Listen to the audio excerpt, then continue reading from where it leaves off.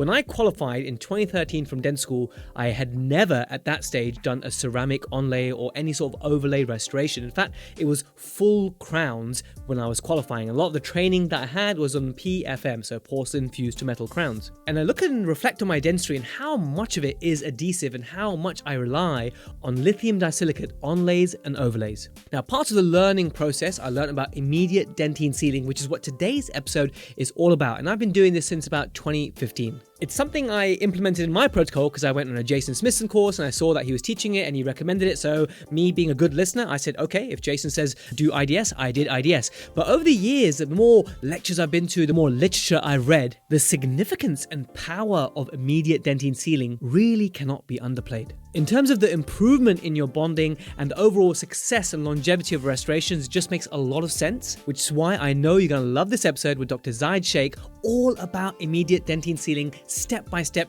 Every little geeky detail will be covered, but more importantly, whether you've never done IDS before, you will feel confident to do so. And if this is something that you do all the time, you get to understand a bit more of the rationale, the science, and the alternative options, different ways of doing it. Zahid does it differently to how I do it, and so you get to listen to both views. In fact, this episode was full of so much goodness, I had to split it into 2 episodes. So in this episode, we're focusing on the preparation appointment. How do you actually perform the immediate dentine sealing? And then the part 2 will be the fit appointment. You've got your lab work back, and now you're going to remove your temporary and then reactivate that IDS, whatever that means. You'll figure out what that means. We'll go through it in extensive protrusive style detail. Now, these 2 episodes will be part of February's Adhesive month. That's right, I'm reintroducing themes for 2024. I think a few years ago we did it. We had like Splint Timber for September and we had Straight Pearl for orthodontics. So February will be Adhesive month, and so 50% of any month, the episodes will be on that theme. One of the reasons I wanted to reintroduce themes for the whole year is to mark a huge change that's happening in Protrusive. We're actually launching the new app. So the existing app that we have, great place for content, but you know what's lacking in the existing app, which is why I'm moving next week and I'm bringing you all with me. I'm absolutely upgrading the Protrusive experience. It's all about people. It's all about you. It's all about the Protruserati. It's all about community. You see, all those years ago when I made the Facebook group, I literally thought only 200 people would show up. And every now and then I might mention the Facebook group and you guys go out your way to find it and request your access in it. And now we've built a community of 3,200 dentists, which I know is not a crazy number, but what I love about our little group is that everyone is so kind and geeky. And so the philosophy of the new protrusive community, the new platform we're moving to, is the home of the nicest and geekiest dentists in the world. You see, when you join a new Facebook group, very rarely do you see, hi, my name is Ian, I'm a dentist from Newcastle, and this is what I like. But on the app that I launched last year, dentists have been doing this. They've been introducing themselves, and it's been so nice to see that. You know, together we've built a community where everyone feels safe with each other and everyone tries to embody the values of being geeky and being nice. So thank you so much for sticking with Protrusive for all these years. If you're a new listener, thanks for joining. You kind of get an idea of what we're all about. And I welcome you all to join the new app experience, the new platform, the new online platform which you can access on your desktop, on mobile. It's called Protrusive Guidance. You guys actually helped me with this name. Protrusive Guidance is going to be better than Facebook. Facebook is somewhere you go for convenience and there happen to be dental groups and you post on there, but you keep getting distracted by Auntie Vivian's birthday and the cat videos and Mark Zuckerberg watching you through his webcam and all the ads and stuff. And I also feel bad about all the dentists who mess with me that say, I'm not on Facebook. How can I access more of the community features? And this is where the magic is really going to happen. And the thing that I'm most excited about is the search function. You know, I've been frustrated in my own app that the technology doesn't have a search function. So I've upgraded it in a huge way. This is going to be so beautiful, so clean, and I can't wait to welcome you there. So let me just go through the rest of the year's themes so you know what's going to be happening throughout 2024. Okay, so February is Adhesive Dentistry. And part of every month, we have an episode with student Emma Hutchison. She's the Protrusive student, if you like. And we're going to be putting some stuff out specifically for students, which you guys can join into as well. But like revision notes. Emma's notes are awesome, so watch out for that. So every month ties in with some revision notes. Next month, March, will be documentation. It's going to be photography, videography, and even record keeping. How can we improve all these facets? April will be all about mental health. It is, after all, Stress Awareness Month. And I've already recorded some great episodes I cannot wait to release in April. In May, we've got a cheesy one. It's May the Force be with you. It's orthodontics. Before a meaty one in June, it's be crowns and onlays. And in June, I'll be taking a group of dentists to Sicily to learn from Marco Mailino on vertical preparations. And that actually ties in quite nicely with the theme of crowns and onlays for June. In July, we'll do periodontics. God help us all. It's more of service for you guys because perio is not my biggest thing in the world. But you know what? It's got to be covered, right? It's the foundation of all our restorative dentistry. In August, we'll be covering removal pros so we can all lift our game in our dentures. Before the true love occlusion in September. That doesn't mean that there won't be occlusion all the rest of the month. Remember, I said 50% of the episodes that month will be that theme. But we'll really go for it in September into occlusion. In October, we've got a huge one again, communication. I'm going to make sure that the guests that we get on in October are going to help us to become better communicators.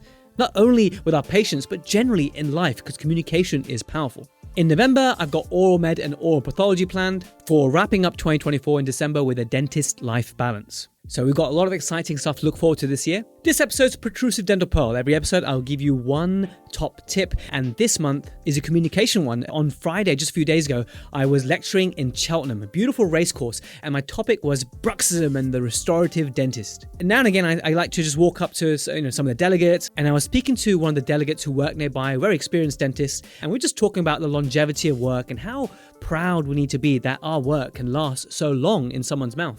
And we discussed a scenario whereby you have like a long-standing bridge, been there for 20, 30 years, and eventually it fails. And the patient will be upset because, they're mourning it. They're mourning the loss of their bridge that's been there for so many years. But we sometimes need to help the patients realize that it's done incredibly well to last that long. Like the mouth is a hostile environment and you're constantly battering it, you're chewing, you're putting forces down it. And it's actually magic that it lasted all that time in the first place. I sometimes say to my patients, what can you buy today that will still be there in 20 years or 25 years, however long that bridge lasted? And the tip this dentist gave, this communication tip to add to it was, this bridge owes us nothing. It's been there for 25 years and it doesn't owe us anything. I just love that saying. I just wanted to pass it on to you. So when you next have that failure and the patient looks a bit gutted, just remind them how well it actually did to last that long in such a hostile environment. This episode will be eligible for 50 minutes of CPD or CE, and I'll give you the instructions at the end and the outro as always. So let's join the main episode and I'll catch you in the outro.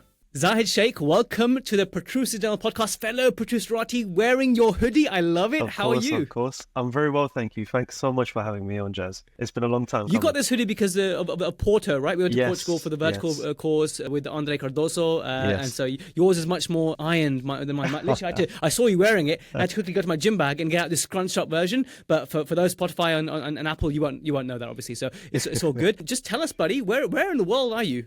So I'm working and I'm based in Greater London, Essex area, like the border between London and Essex. I'm right on the border and I also work in Essex and Southend, working in private practice, really enjoying it. And doing general dentistry, mixed bag of all different things, and I love it. And I love your dentistry on social media. I love all the educational things that you post, and I love that you joined us in Porto and got to connect with you a little bit more and get to know you, about your family and stuff. So I know you a little bit now, and I wanted to speak to you about immediate dentine sealing today. Yes, which is such a huge hot topic in adhesive dentistry. So before we do that, just tell us a little bit about your journey. Where did you qualify from, and what got you into general dentistry? A lot of people specialize and stuff, but you seem to be a bit like me. You embrace general dentistry. Now, correct me if I'm wrong. How did that happen? So I graduated from the University of Dundee in Scotland. Obviously, I was born and raised in London, and I ended up ending up on the other end of the country, studying and learning there. It was a completely different world. Got to learn a whole different way of life, different values, and I absolutely loved it. I still have lots of friends up there. I haven't been back very much since I graduated, but still got lots of love up there. And so after practice, I went into my foundation training, came back to London for my foundation training. My plan initially during my undergraduate years was to just go on and do Max Facs. That was my plan. Finish dentistry, get the best marks that I could, then go and apply for medicine and then do Max Facs. I did my vocational training year and I absolutely loved general practice. All the bits and pieces, the intricacies, the 0.5 millimeters of this and that I thought went way over my head when I was at university. I fell in love with all of that. Like the meticulousness and the artistry, I just love all of that when it comes to dentistry. So general practice allows me to do everything that I wanted to do about working with different people, building relationships with my patients and getting to be able to see my work back and, work on my failures and get better. because I've only got where I am today by being ultra critical of my own work. And that's what I definitely recommend to anyone who really wants to upskill. It's clear to all of us who go on your social media that you're a very reflective practitioner, and that is super, super clear, and how you analyze, and there's different photo shots you take. And so that is amazingly clear. As a GDP, I just want to stress and point out, and you probably heard me say this on a podcast before, that as GDPs, like, we have one of the most toughest gigs in the world. In the world of dentistry, GDP is super tough, right? We all know that. Sometimes it's nice to be specialized and have your tiny little niche, which you're like an expert in. But as a general dentist, we put a lot of pressure on ourselves. You have to be a jack of all trades, and that can be very, very difficult. But the beauty of being a GDP is the ability and the permission to cherry pick. And so I want to say, go for it, guys. If you want to cherry pick, go for it. You've earned it, right? You're a general dentist. You don't have to treat everyone and everything. And if you draw a line somewhere, you'll be a much happier clinician. Do you echo that as well? Yeah, no, for sure. I'm the sort of person, and I have that slight competitive edge that I just want to be as good as I can be at everything. But over time, I've realized that sometimes it's just not worth the hassle of trying to take on the difficult case that you know is out with your skill set, and it'd be better off managed by someone else. And I think as you continue in your career, you realize how to find the red flags in terms of the treatments and as well as the patients, which are better off being seen by someone else, really. And that's the great thing about being a general dentist, is that we can refer on. We can at some point say, this is out with my skill set and someone else is better treating you. Another thing that I really like about being a general dentist is that, you know, you've got your periodontists, you've got your restorative dentists, you've got your endodontists, but we are generalists. So we're a jack of all trades, basically. And I think that makes us very special. And it will prevent, by doing the whole cherry picking thing, it'll prevent these sticky situations that you get into. And therefore, talking of sticky situations, let's dive right into immediate dentin sealing. See what I did there, yeah? So what is IDS, as they call it? Like, why has it become such a in thing, a buzz thing in dentistry? So I would say IDS has become very, very widespread and very sort of a hot topic at the moment, because adhesive dentistry has exploded in the world. I mean, when you were an undergraduate, when I was an undergraduate, we would talk about composite and bonding, but everything was very traditional. Everything was very PFM, like PFM all the way, right? That was just your conventional cements, GIC, Fuji Plus, Keytac. That was it. Like, you'd cement your restorations. Zinc phosphate. Have you ever used zinc phosphate? Yeah. You know, until recently, I've used zinc phosphate. So now I haven't used zinc phosphate for a few years now, but you know, it's still part of our training. Yeah, definitely. I mean, I remember revising zinc phosphate for my restorative exams. Oh my God, PTSD. But yeah, so IDS, which is immediate dentin sealing, is all about protecting freshly cut dentin. So we've gone through a period of where enamel is king, enamel bonding is very, very important. But we have to also appreciate that dentin bonding is incredibly important, if not more important than enamel bonding. Because a lot of the time when we're working, especially on posterior teeth, we don't have a massive amount. We've got more dentin surface area-wise than we have enamel to work with. So being able to protect that dentin is really, really important for our restorations. And now that we're using adhesive restorations, we need to be able to marry up both the dentin, the resin, and the indirect restoration to bring everything together and last long term. So the technique was first published in and around 2005. Can I just pause you there, Zahid, actually, and before we go into the history of it, a really good point you raised there about, you know, we look for enamel, but then we've got to give some love to the dentin. And an interesting lecture I attended some years ago from Professor Avijit Banerjee. He showed these numbers about what's the actual bond strength, and I'm sure you probably got this and talk about later, that we can actually achieve to different materials. And enamel is good. We can achieve a good bond strength to enamel, and the main thing is that you can consistently, by doing a few simple things, it's easy to get high bond strengths to enamel. The fascinating thing I found at the time, and correct me if I'm wrong, is you can actually get a higher bond strength to dentin than you can with enamel. Like that blew my mind the first time. Wait, is that right? It's just that it's less predictable. Like, to reach that all the time, there's a few nuances. Obviously, we're going to touch on that today, to how we can get those higher bond strengths. Anything you want to add to that before we talk about the historical perspectives of IDS? So I would say that enamel is enamel. It's an inorganic substance, and it's there and it's readily available. Whereas dentin, I mean, there are nuances when you can have hyperplastic enamel and things like that. But generally, enamel is enamel. With dentin, you can have discolored dentin. You can have dentin that filled with bacteria. You can have dentin that's sclerosed dentin, arrested caries. You've got dentin that's been affected by amalgam, dentin that's been sitting there with a root-treated tooth however many years. So you can get a very, and it's an organic substance as well. And those collagen fibers are king when it comes to dentin bonding. So being able to manipulate and work with them is really, really important for a long-lasting, strong bond. And I think that's the key bit here, is a long-lasting bond. But we'll go through the science and everything. But there's... Please, let's start with the history. Yeah, so it was first, the technique was published by Pascal Magnier and his team in around 2005. And what they found was that the main key thing was that the mean microtensile bond strength of Dentin, which had been immediately sealed, compared to Dentin, which had been sealed at cementation. So you've got Dentin that's been sealed before you take the impression, and you've got Dentin that's been sealed when you're about to cement your restoration. And then when we're talking about microtensile, we're talking about the stretchability, how much you can stretch or pull on that bond before it breaks. So it's all about testing to failure, basically. So Magnier's group found that Dentin that had been immediately sealed after it had been freshly cut prior to taking an impression was shown to be, microtensile bond strength was found to be about 5 times greater than Dentin that had been sealed at the cementation stage. So not only did it improve the microtensile bond strength, but it also showed a variety of other things that we'll go through as well. But that was the initial that's a significant first multiple, isn't it? 5 is a significant multiple. Yeah. And when we're talking about dentistry, we can have lots of papers which show slight improvements in certain things, but it comes down to what is the clinical relevance and is it clinically significant? And this was massively clinically significant. So were you there, Zahid, at Dentine Tubules? I think it was either a year ago, 2 years ago, Marco Gresnitz's lecture. Were you there at Tubules? Unfortunately, I was not, but I know he's published a paper recently about, I think it was an 11-year review on indirectly bonded restoration. Yes, I think it was, yeah. No, but it may well be. But I was blown away, right? Because what he was showing was his audit data, and it looked really sophisticated of him collecting all his data, right? And then he was showing about what great results they get with veneers and how long they're lasting. And then I was being a little bit skeptical, like, oh, obviously, Marco, you're like treating 19-year-olds post-orthodontics. Like, obviously, your results will be good, high quality enamel, etc., etc. And then he was saying the usual stuff that, the more enamel you have, the better, the more dentin you have, the worse.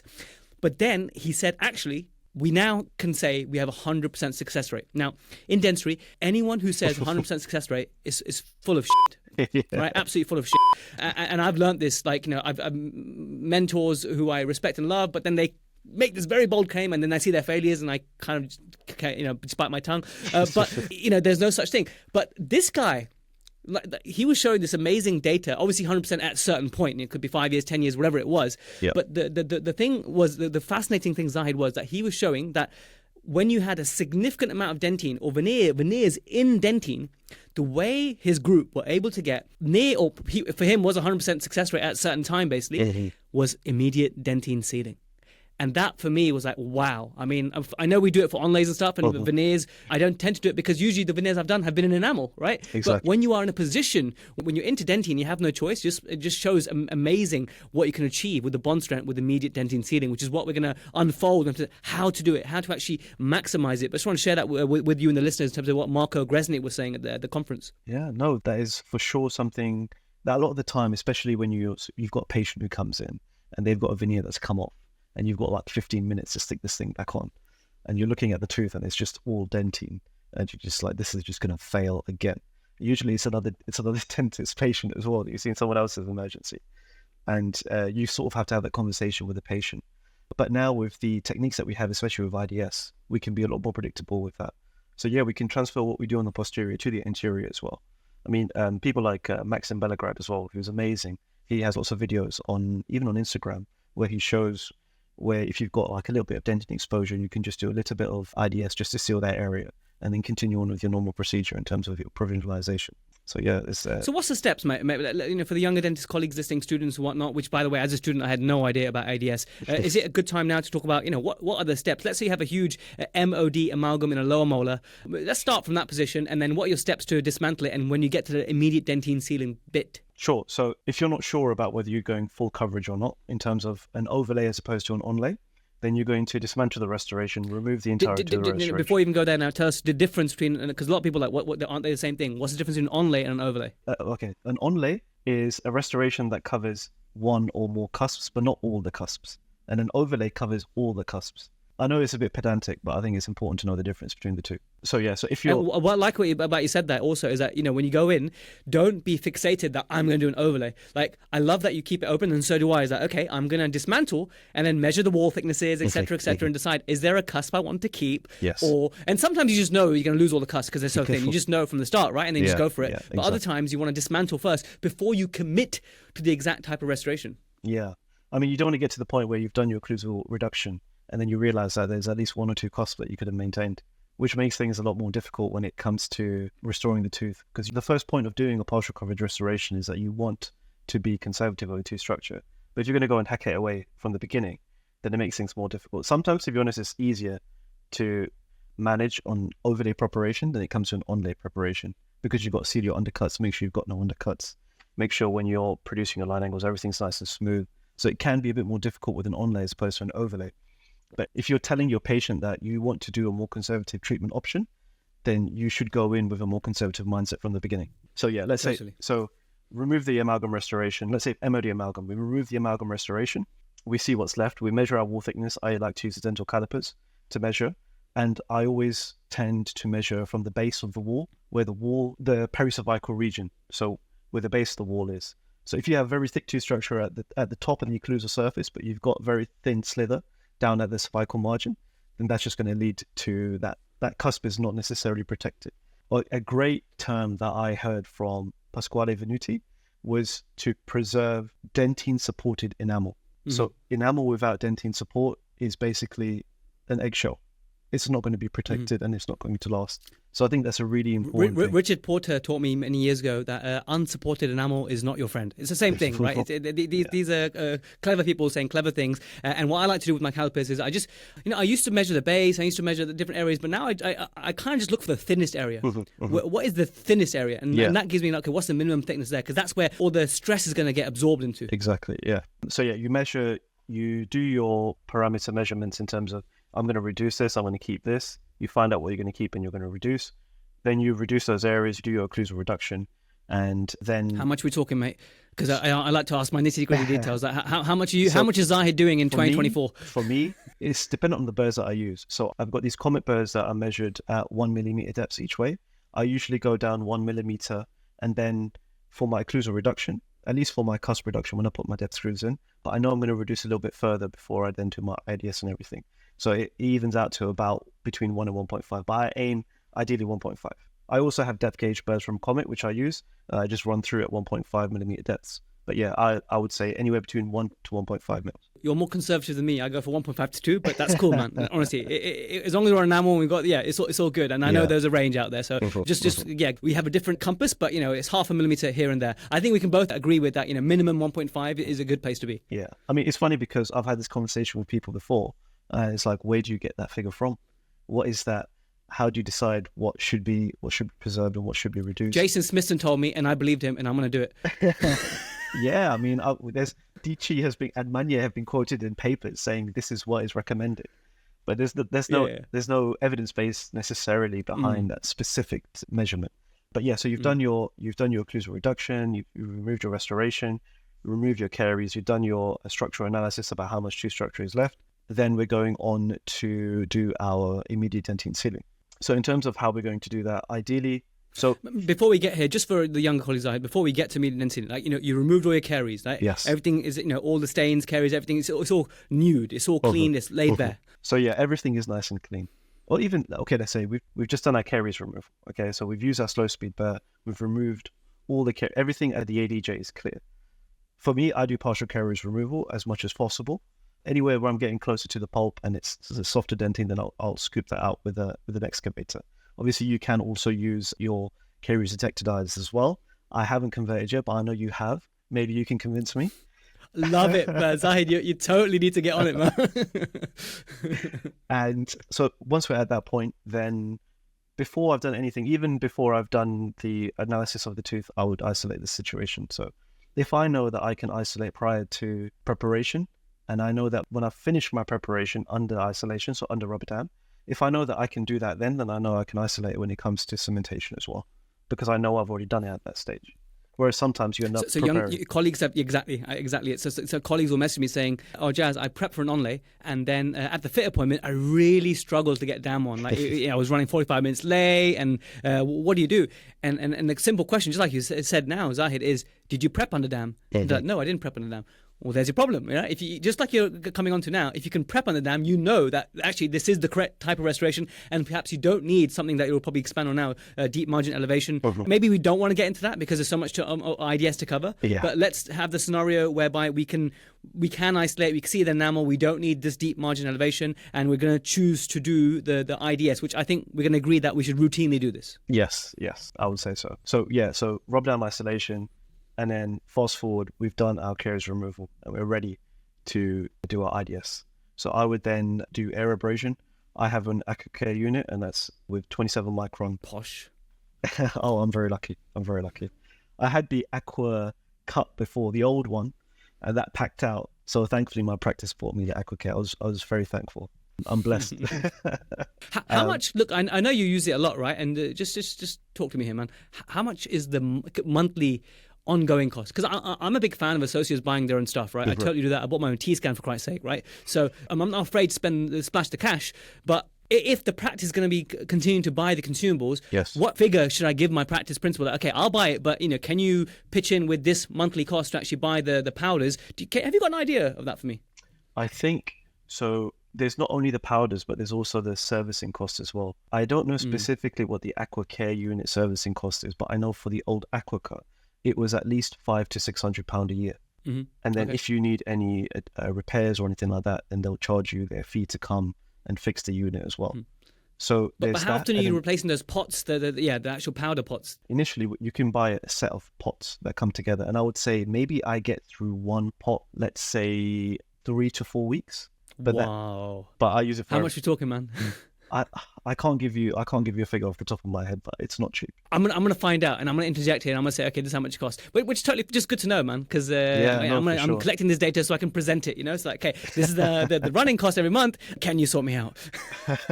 Hey guys, Jaz, just interjecting here with this important message about air abrasion. I just want to say that this is so important, to the extent that I once said that I would never accept an associate position if the practice didn't have an air abrasion unit. And you've heard me bang on about this in many different episodes. So if you're still not using air abrasion in 2024, you want to do good adhesive dentistry, then please do yourself a favor. Speak to your principal, please speak to the person who's got the purchasing power, and really try your best to convince them. And if you can't convince them, dare I say it, buy one yourself, right? Like, I know AquaCare costs a lot, it's amazing, and there's maintenance costs, but a good air abrasion unit costs anywhere from, I'm going to say in dollars, maybe $400 to $800, and then in the UK, it's probably like £300 to £600.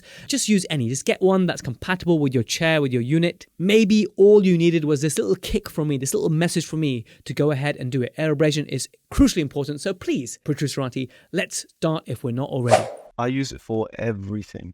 Like, I'll use it for my direct restorations, indirect restorations. Even if I need to clean something out quickly just to have a look at it. If I'm assessing for cracks, I even use it if I'm re-cementing restorations. I'll clean the fit surface with that. If I can't be able to go downstairs and use the lab air abrasion unit, then I'll just use the one in the surgery. Use it to. That's why you're getting through it every 3 to 4 weeks. That's what it is. I mean, I'm using it. Anyway, I stopped you. You were going to do either way, whether you have an AquaCare, like whether you're like lucky and posh like Zahid, or you have what I have is like a Ronvig or a micro etcher, whatever. How essential is the air abrasion? Because of a lot of the Protrusive, it's one of the most common things that get messages. Hey, I don't have this, or my principal won't buy it for me. I would say that just buy a £300-400, £500 one. Just get one. It's so good. But if you don't have one, do you think it's still worth doing IDS and continuing from here? So there are other methods to clean the dentine other than using IDS. You can also use a pumice paste with like a bristle brush on a slow speed to clean up. Clean without air abrasion. You meant yes, clean without IDS, but without air abrasion. Other ways to clean the dentine without using air abrasion. So if you don't have an air abrasion unit, then you can use pumice paste, or you can roughen the surface of the dentine with a coarse burr at low speed. Okay. That also comes it's good in to have other later options. on down the line if necessary. Yeah, if your air abrasion unit packs in and you've got restoration to cement, what are you going to do? How are you going to clean your How are you going to clean your IDS layer? But yeah, so there are other alternatives. But I would say, when it comes to, I'm sure you've seen I know you've mentioned it as well from my work that I post on Instagram, that I want everything to be as clean as possible. Like, I don't want bits and pieces of amalgam and this and that here and there. Hashtag believe in clean. Yeah. So yeah, I think the abrasion is really important to keep everything clean. But okay, so after abrasion, then we're doing our etching. So Pascal Meunier, in terms of how he portrayed IDS, is all about the complete etch as opposed to selective etch. So etching both your dentine and your enamel. And obviously there's different nuances to that as well with different systems. If you've got your self-etching primers, then you don't have to etch the dentine, you can just etch the enamel. I prefer to make sure I do things robustly, so I do complete etch. And I also like to scrub or agitate my etch on the tooth structure to make sure it's gotten everywhere I need it to get to, and I've not left any voids underneath if I'm just sort of whacking it into the cavity. And then you rinse, and you don't want to over dry. You can also use your suction to dry instead of using your 3-in-1 air, because you can cause the collagen fibers to collapse as well. But if you imagine, it's like, the way I like to think of exposed dentine is almost like when you get a scab, when you cut yourself or you have a burn and you've got that exposed layer of skin, it's going to ooze and get sticky and then eventually form a scab. And that's what exposed dentine is like. You've got your MMPs which will come up and interfere with your bond strength and all this sort of stuff. So you have to think of it as a living substance. It's not enamel. It just looks like a block of orange or brown or yellow to you, but it is a living substance and you have to take care and protect it. I like that. Yeah. I like that analogy. But I just want to stop you there, buddy. Am I naughty? Am I naughty if I am using something that's supposedly quite antibiotic? I'm using the G Primo Bond, like, I don't know, 7th or 8th generation. It's basically an all-in-one bottle, right? It's my self-etching. Am I naughty if I do that? And perhaps people, the purists, would argue that if I'm doing it that way and I'm deviating away from the protocols that show that you get 5 times more bond strength, for example, or 5 times more microtensile strength, for example, then perhaps I'm not reaching the full potential. And that's probably where I sit. I think that's probably the case, basically, until the data proves it. But for convenience sake, which is why I'm using G Premium Bond. I'm not etching my dentine because that would be the wrong thing to do with that type of bond.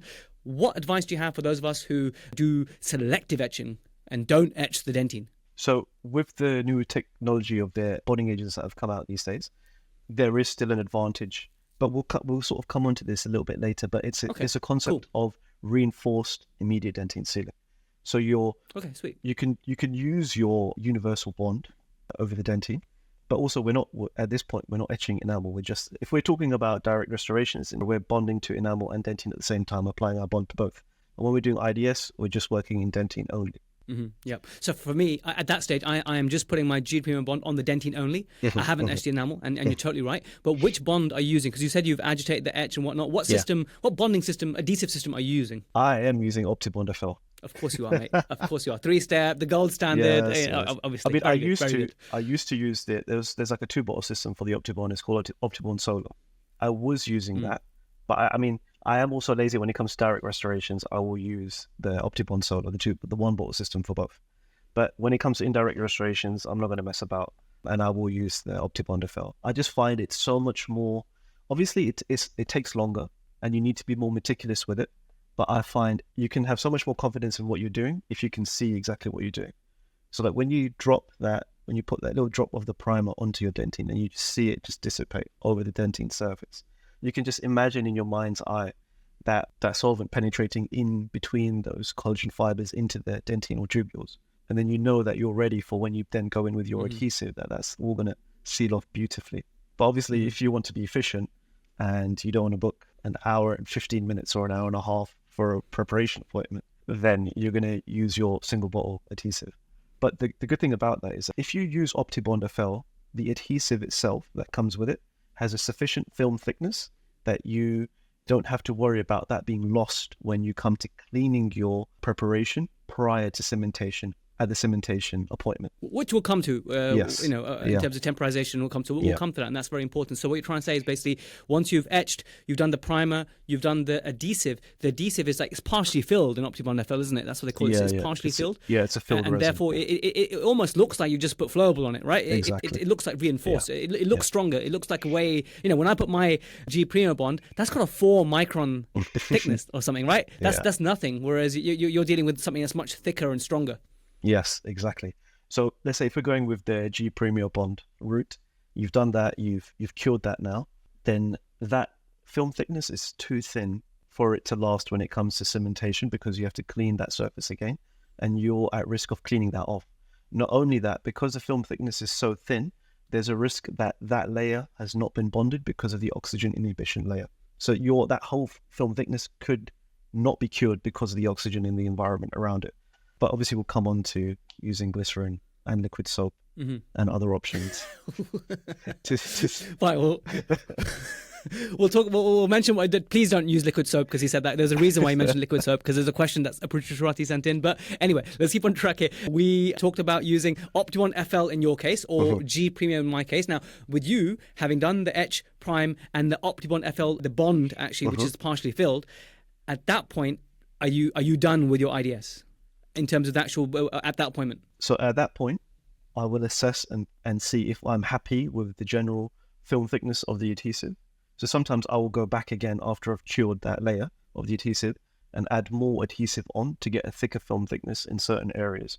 I just feel like having a How thick do we want? There's not an actual, as far as I'm aware, there's not a specific thickness that we're looking for. But the reason why that is because if we're using like G Premium Bond, so you can use your Optibond FL and adhesive and it's fine. As long as you've got that on the tooth, it's not a problem. Optibond, the adhesive is generally quite thick, so you don't have to worry about it not going into specific areas or being too thin because of the way it's formed.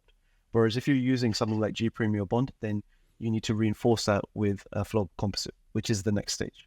If you want to be... Which is what I do. Yes. And what I aim for in that, only because I saw our good friend Alan Bergen mention this on the social as well, and he's a very well read up guy, I respect him a lot, is 0.5 millimeter. So when I'm doing... Obviously, like what I'm doing with my flowable to reinforce that G Premium Bond is killing two birds with one stone. Yes, I'm doing my IDS, but I'm also blocking the undercuts, right? Which is a beautiful thing. And then you go back and polish it away. So IDS just makes so much sense to me, because you're also getting rid of the undercuts. And so what I'm doing is I'm using Genial, actually injectable, because it marries so well with G Premium Bond, and it just holds its shape so beautifully.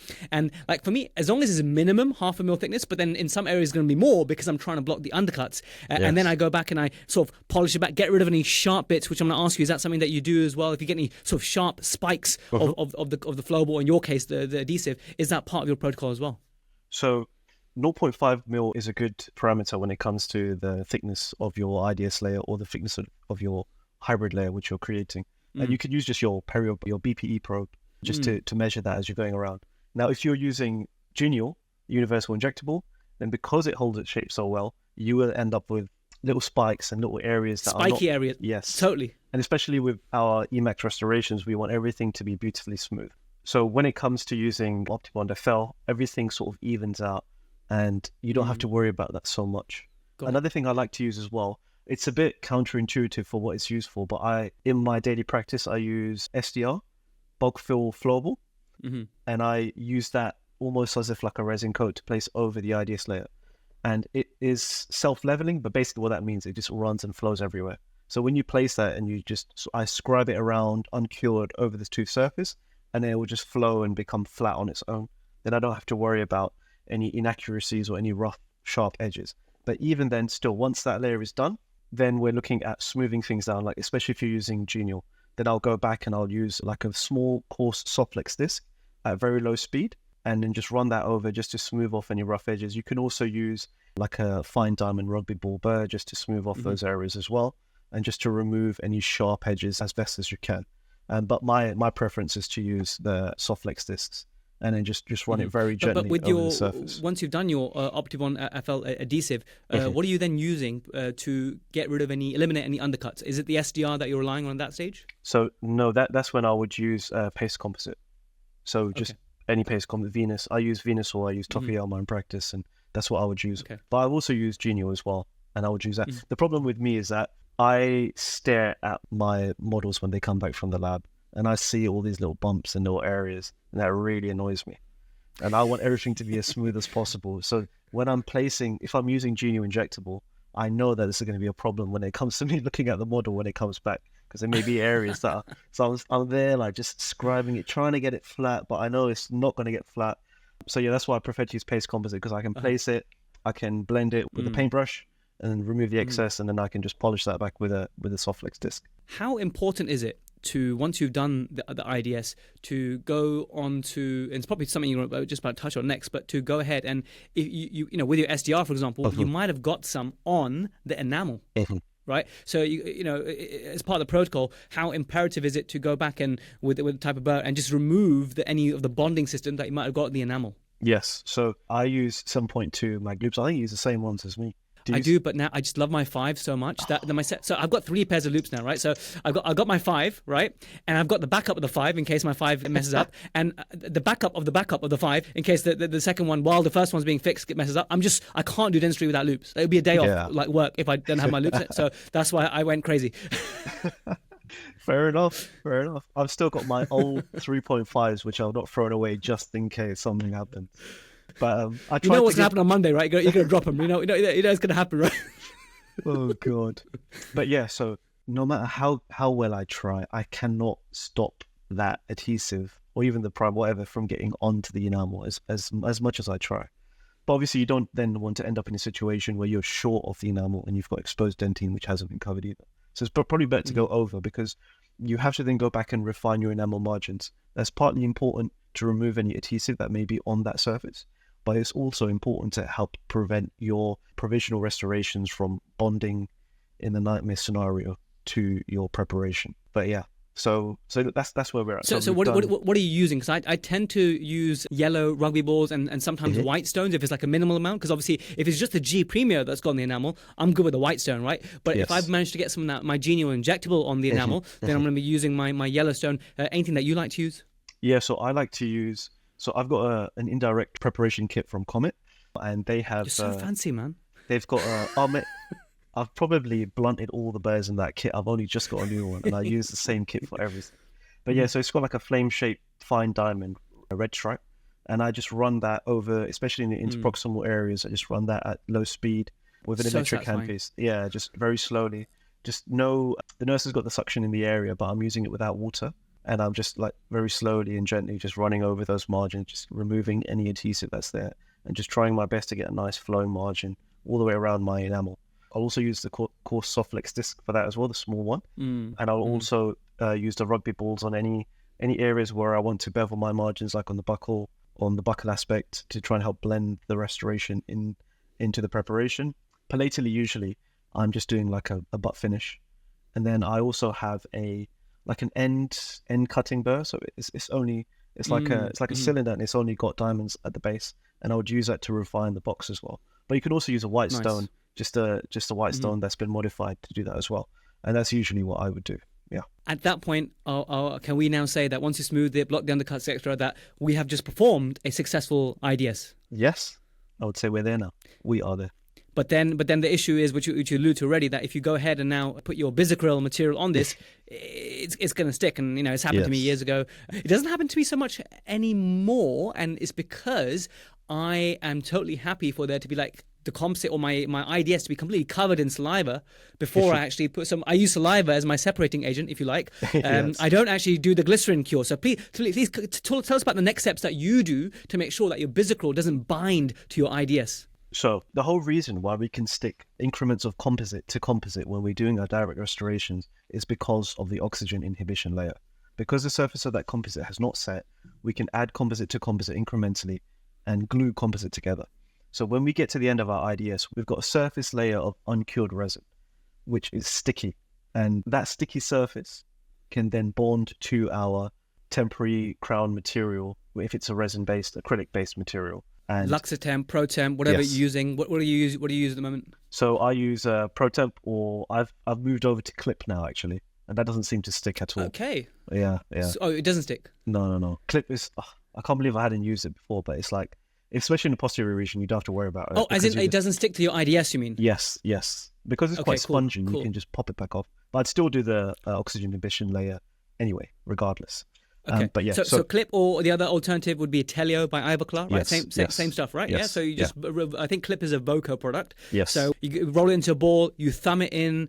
We'll tell us more about that protocol shortly. But either way, whatever you're using, because one of the questions we had recently on the app was, how do I get more retention from my Telio? Because these guys are finding that Telios are coming off. So we'll talk a little bit about that. But anyway. What are you using to get rid of the oxygen inhibition layer so that you don't get this Clip or this Telio or the Bisacryl sticking to your IDS? So initially I would use glycerin, just normal glycerin that you can get from the pharmacy. There are branded ones which are you can get KY. If you're fancy like Jaz, you can use No, K1. no, I'm not fancy. I switched to something called Anagel, which is this ultrasound gel. I picked this up from Marchetto. Oh gosh, I'm gonna have to get his name now. It's an Italian chap. Anyway, cool Italian chap who uses ultrasound gel. So I bought this like big. What I love about this ultrasound gel is like it's a big tube that can just squeeze. Yeah. Right, it's just so good. And then you avoid that awkward thing about people opening up your drawers and seeing KY jelly, or patients tasting it, and all sorts of funny things that can happen in scenarios. So Anagel for the win. One of the Protrusive actually messaged saying, "Can you use liquid soap?" Like he messaged us on the app and he said, "Can you use liquid soap?" I said you probably could, but in my mind, like, why do you want to produce bubbles and stuff, right? And liquid soap probably costs more money than glycerin. I'm thinking, I don't know, since COVID, maybe, I don't know. I'm sure there's like, because even after you've washed your hands, you've got the fragrance that's left. If you're using liquid soap, you've got all the other things a that nice might smelling cause... Onlay. Yeah. I mean, the patient might not like it because it will taste horrible. But yeah, so I was using glycerin, but I felt it was quite runny, and it would just run off while I'm trying to cure the oxygen emission layer. So that off your recommendation, I moved to Anagel, and that really holds its shape and form.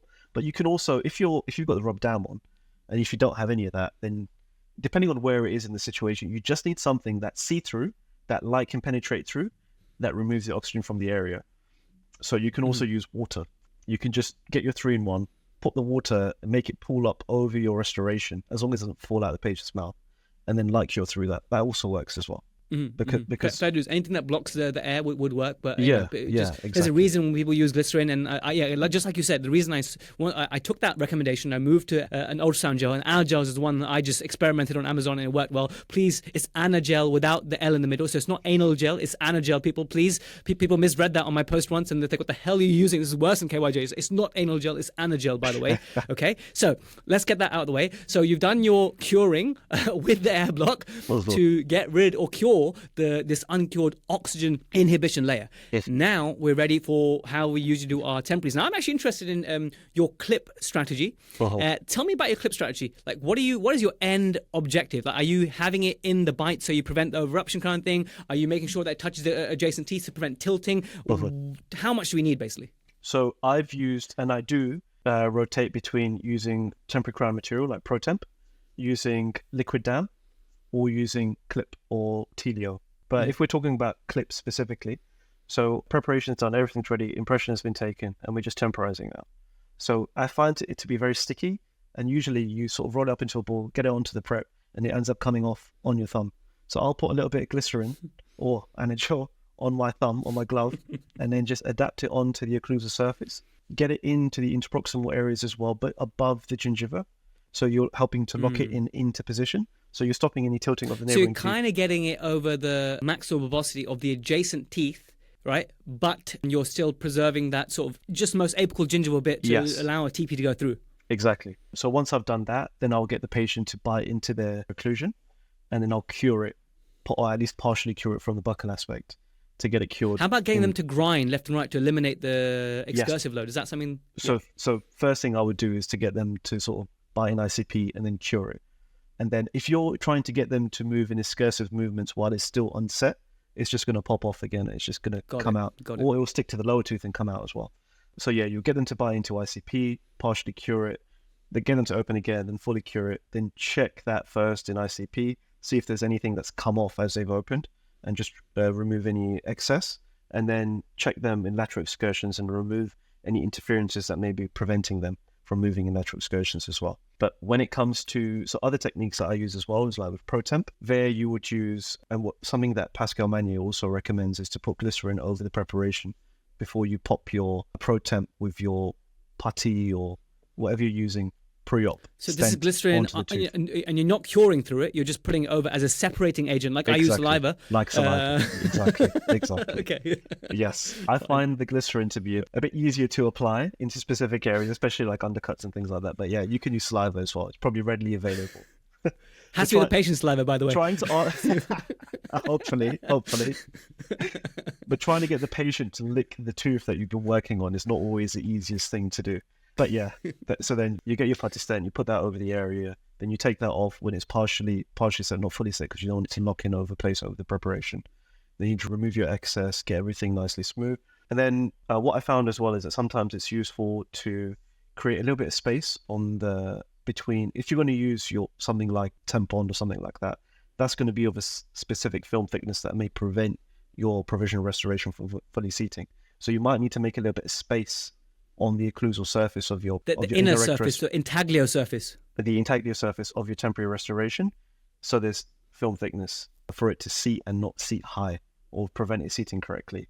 This is also a technique I picked up from Atik Rahman, who mentioned this as well, especially for anterior restorations, to create like a little hole for your temporary cement to come out of for your anterior restorations, so they fully seat. It's Jaz interjecting again. That's a great little tip there, adjusting the inner surface or the intaglio surface of a crown to give you some space for that temporary cement, because sometimes the crown can be so thin that the temporary cement will actually crack it. You must have had that happen to you before when you're trying to seat a temporary crown, and as you seat it, it's soaking up so much pressure that it just cracks. So to have that space for the temporary cement is a good idea, and the name given to the inner surface of the crown is intaglio. And of course, if you remember from the last episode, intaglio is the name of this new service that I'm co-founding to absolutely revolutionize mentoring in dentistry and in all aspects of healthcare. We're starting in dentistry, which is finding a mentor and helping the mentors find the mentees. I meet so many great experienced dentists who want to have the opportunity